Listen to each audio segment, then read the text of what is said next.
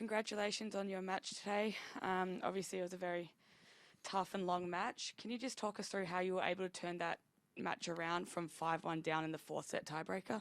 I don't really know. I was so upset with some of the points I played in that breaker, and then also so upset at what happened to my serve when I tried to serve out the set. I don't know how I was able to turn it around. I think I just made a good return at 5-1, got that point, knew that if I can just somehow find a way to win both on my serve, it's 4-5, and I had a good feeling of where he was going to serve at 4-5 and at 5-all. More so at 5-all, I had a really good feeling he was going to serve wide.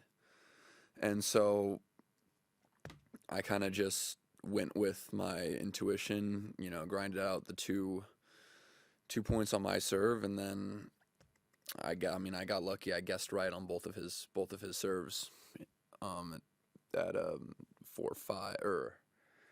4-5 and 5-all, and somehow won the set.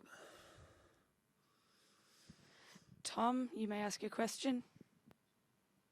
Congratulations, Taylor. I just wanted to ask you if you could describe the size of the challenge that awaits you in the next round against Novak, what you think it will take to beat him, and maybe what the most difficult aspect of that match would be.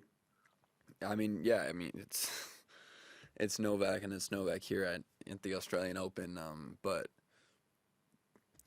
for me, I'm just gonna have to play my best tennis. I luckily for me and my game, I possess the ability. If I'm on, I can serve well enough to where I won't get broken, and I can be extremely aggressive on the ground strokes, and I can kind of take control if I'm on, and I just have to do everything I possibly can in the next couple of days to give myself the best chance of playing my best tennis. I'm 8 hours, basically, I think 8 hours on court in between my first two rounds. It's been a lot of tennis played for my first and second round, so just got to make sure I'm feeling as good as possible to give myself the best chance to play my best. Thanks a lot. Howard, go ahead. Hi, Taylor. Apologies for joining in late. I hope I don't make you repeat anything. Congrats on the win.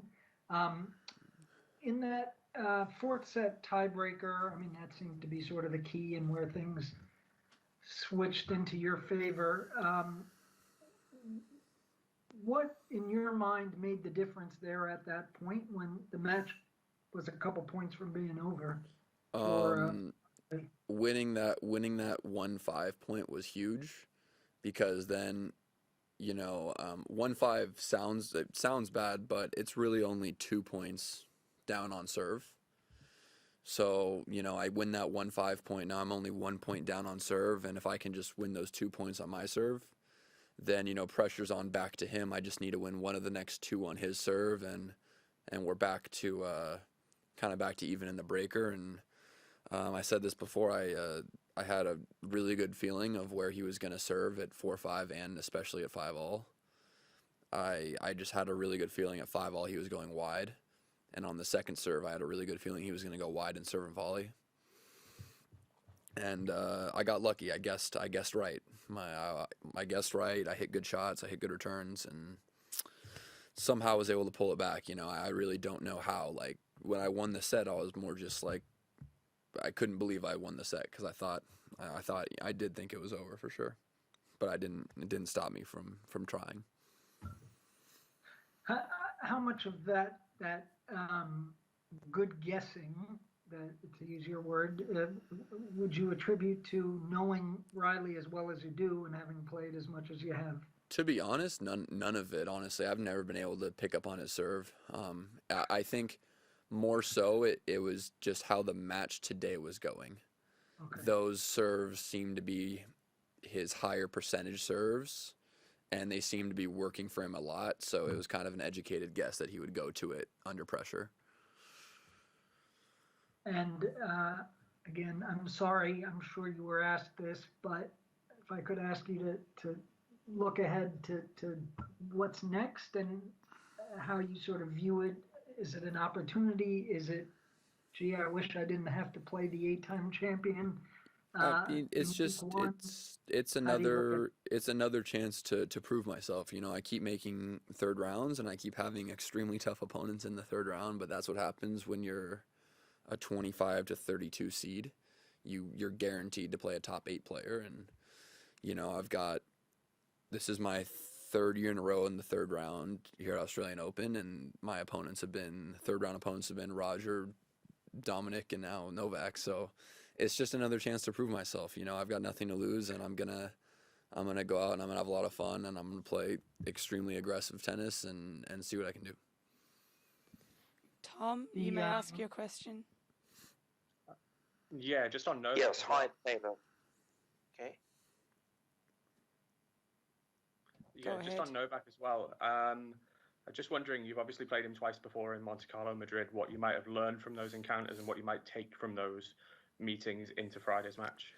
Yeah, I mean the biggest things for those two matches was just like, especially Monte Carlo was windy. It was tough for me to kind of pinpoint my spots, and like I had to play with more margin, and that's definitely not something I can get away with when I'm playing him. You know, like Madrid, you know, a bit of altitude, bit faster. I was able to attack more and play more aggressive and had a bit of a closer match, but I know what to expect, and I know what I need to do, and I know that even though I lost the last two matches pretty handily, I know that now we are playing on a fast hard court, which, you know, suits my game more than anything else. Thanks a lot and good luck. Thank you. Thomas, you may ask your question. Yeah, hi, Taylor. ATP Cup is a very successful tournament. Now, I know this year, obviously, America didn't qualify to play in Melbourne Park, but in the future, would you love to be the part of this competition? Yeah. I mean, I played ATP Cup last year, and it was a lot of fun. And you know, it's unfortunate that they had to shorten up the field so much. So there's less teams, and you know, we didn't make the cut. So it's unfortunate. Hopefully, myself or one of the other Americans has a really good year, and we can make sure we qualify next year. Thank you. Howard, go ahead.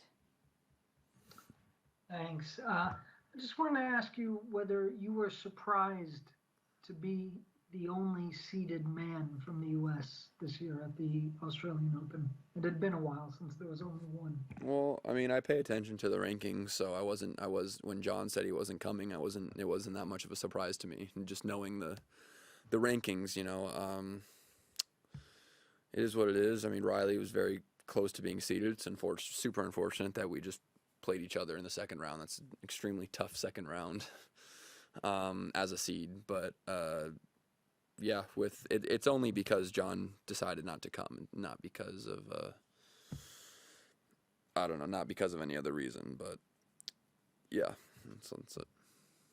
And how optimistic are you that this current generation, you've got a bunch of guys around the same age, your pals off the court too, but this group, we saw Francis up against Novak today, Tommy, Reilly, that somebody in that group can sort of make the breakthrough at the Grand Slam 100%. level. I'm very confident in it. I think, you know, a lot of some of the guys our age are very like fully developed and playing like incredible tennis. I don't think any of us are anywhere near our like full potential, a full level. I think Reilly, Francis, and Tommy, especially those three guys, are so far away from where they're gonna be. So I think it's just a matter of time for all of us. Maybe we're just, you know, developing just a little bit later than some of the other guys our age. But I think we all have so many improvements to be made, and I know we're all working extremely hard. So I think, you know, time will tell. We'll know in a couple of years what happens. But I think that there's a lot of like potential in this group. Final question. Thanks very much. Is that good? Okay. I'm That done. concludes Thank the you press very much. conference for today. Thank you, Taylor. Thank you to everyone online.